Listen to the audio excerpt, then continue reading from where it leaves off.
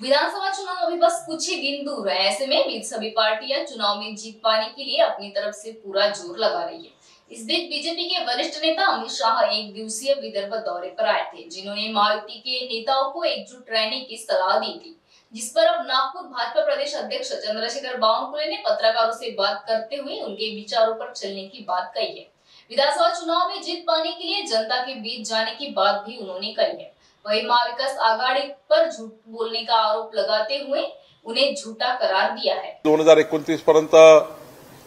2029 पर्यंत मोदीजी देशाचे पंतप्रधान आहे आणि महाराष्ट्रात सुद्धा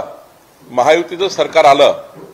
तर डबल इंजिन सरकारचा 14 कोटी जनतेच्या विकासाकरता आणि महाराष्ट्राच्या विकासाकरता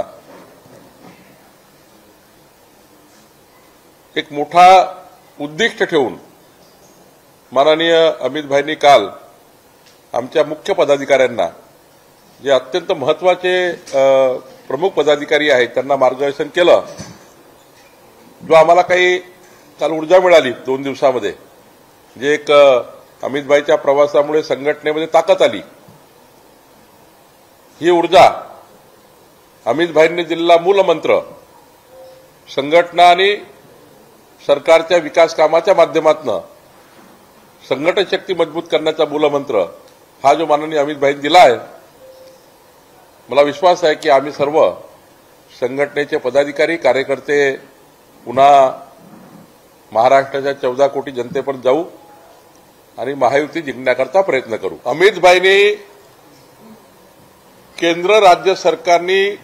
या मागच्या सरकारच्या काळात जे जनतेकरता कामं केले आहेत, ज्या जनतेला मोदी सरकार आणि एकनाथ शिंदे देवेंद्र फडणवीसजीचं सरकार, अजितदादाचं सरकार जे आहे, या दोन्ही सरकारनी जी कामं केली आहेत ती कामं आमची संघटना घरोघरी जाईल आणि विरोधकांनी जे जनतेच्या मनात जे कन्फ्यूज केला जनतेला,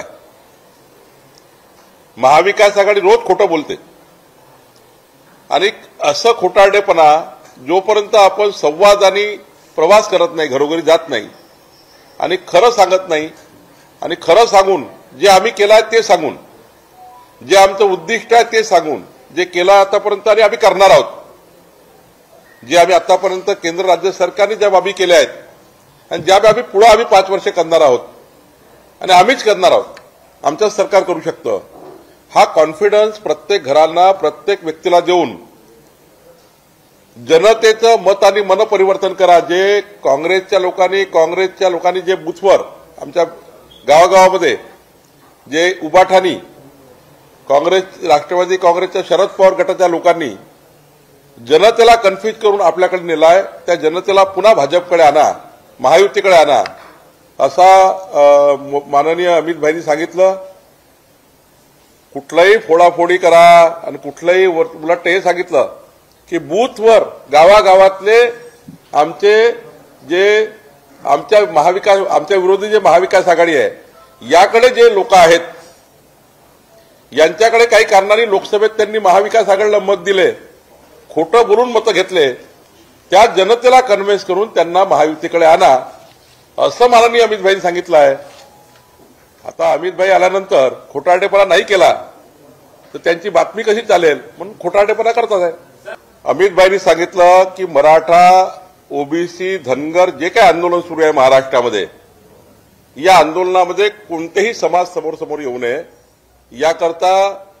सर्वांना एकत्र बसून महाराष्ट्र समोर नेला पाहिजे, सर्व समाजाने एकत्र आलं पाहिजे। महाविकास आघाडीच्या खोट्या नरेटिव्हमुळे, खोटं सांगितल्यामुळे काही समाजामध्ये आपापसामध्ये वाद निर्माण झाले, तर मराठा समाजामध्ये काही गैरसमज निर्माण झाले, ओबीसीमध्ये गैरसमज निर्माण झाले। प्रत्येक समाजाला आरक्षण मागण्याचा अधिकार आहे, त्यांचे हक्क मागण्याचा अधिकार आहे, पण समाजाला समोर आणण्याचं काम महाविकास आघाडी करताय। समाजाला समोर आणून हा महाराष्ट्र अशांत करण्याचं काम,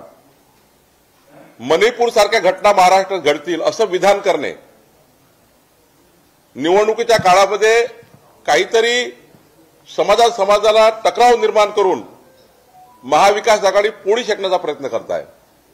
मताचं राजकारण करण्याचा प्रयत्न करताय। हे मताचं राजकारण हाणून पाडून सर्व समाजाला एकत्रित आणण्याचा मूलमंत्र किंवा सूचना आम्हाला माननीय अमित भाईंनी दिल्या आहे।